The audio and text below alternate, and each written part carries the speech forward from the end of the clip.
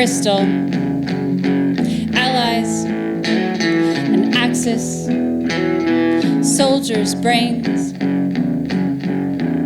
precise metal blades in the February air, held against the sky which is the sun's blue throat exposed, bleeding icicles that harden in the glare, like glass bowls,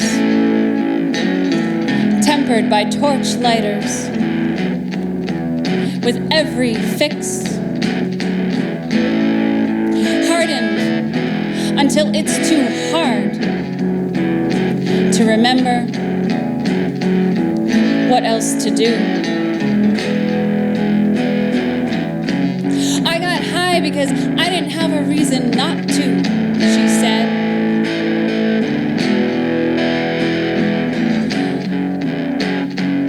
Now that they took my kids away, I do.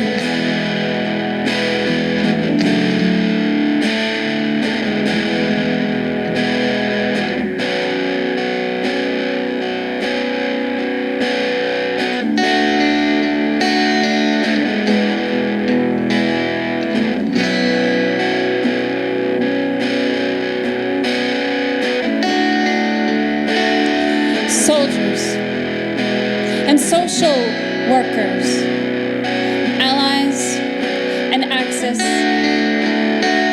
coffee and crystal, family trees cut off at the highest point, the newest growth. The climb is the fight to get her kids back, is a reason not to get high anymore. At least it's a goal, something to work for.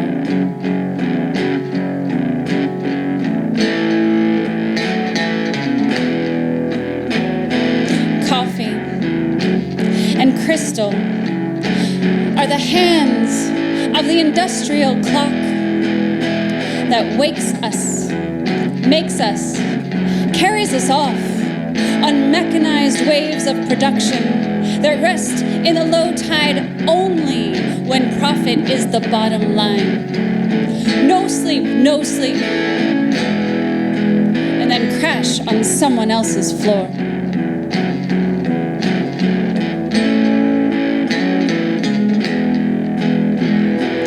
Coffee and crystal, allies and axis, soldiers and social workers, contesting borders, with a polished intellect and a metal-sharp conviction to follow orders.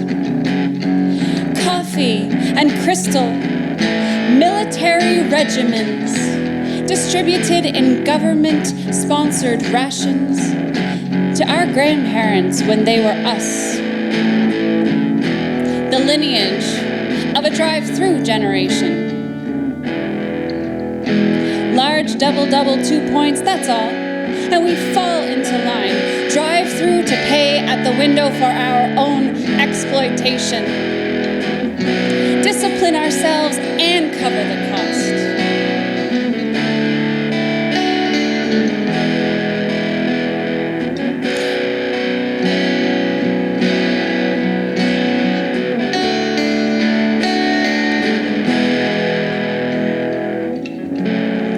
Coffee and crystal. Our business, closed only on Christmas. It disturbed him that the door was not locked, but the lights were off, and no one around, a bike unlocked lying on the ground. Not the first bike he ever took off with from this Tim Hortons, but alarming nonetheless, not to have to run this time. It was the same Timmy's that he called her from to get the cops off his back. Depending on who you are, sleep is a crime. He said that time, it makes a difference having someone normal come for you. Her in pajamas that morning, she was still more welcome there than him. Even in pajamas, They gave her the key to the washroom. No questions asked, no worry that she might leave an injection mess to clean up for the night shift women pushing 50 in no-slip shoes who make minimum wage efforts to cover rent, groceries, and hopefully a bottle of whiskey.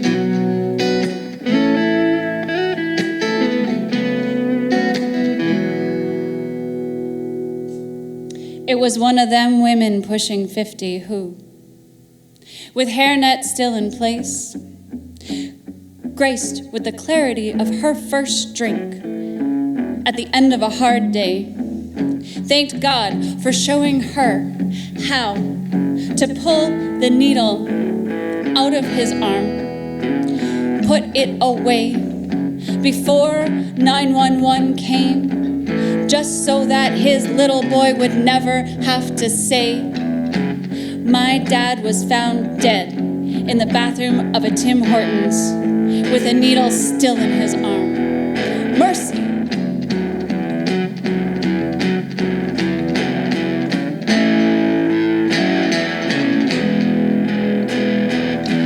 Coffee and crystal, soldiers and social work, all of it now property of the private sector.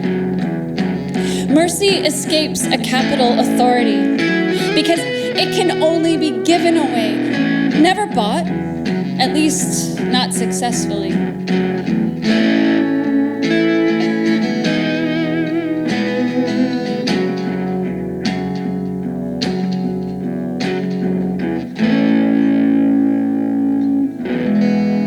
Dope is my medication, he said. Medication and currency? It's drugs, women, or guns that will kill me, or money. Money, she asked. Because all money is blood money, he said.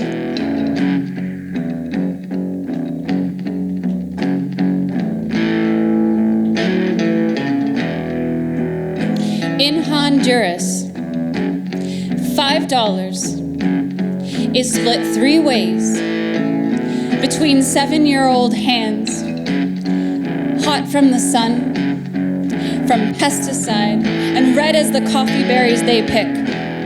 How do we say thank you to them for that? And when do we say enough? Enough. Mercy. Coffee and crystal.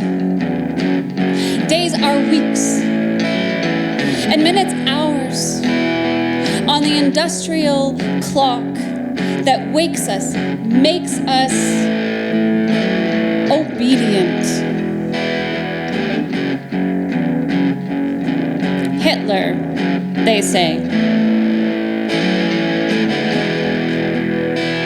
used methamphetamine to sharpen Nazi brains like metal blades, holding up against the freeze of the February air,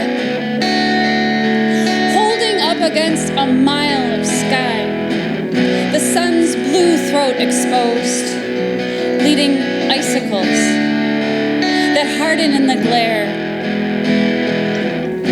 like glass pipes, tempered by torch lighters with every fix, hardened until it's too hard to remember what else we can do, until it's too easy to forget that we are actually trying not to remember anything at all.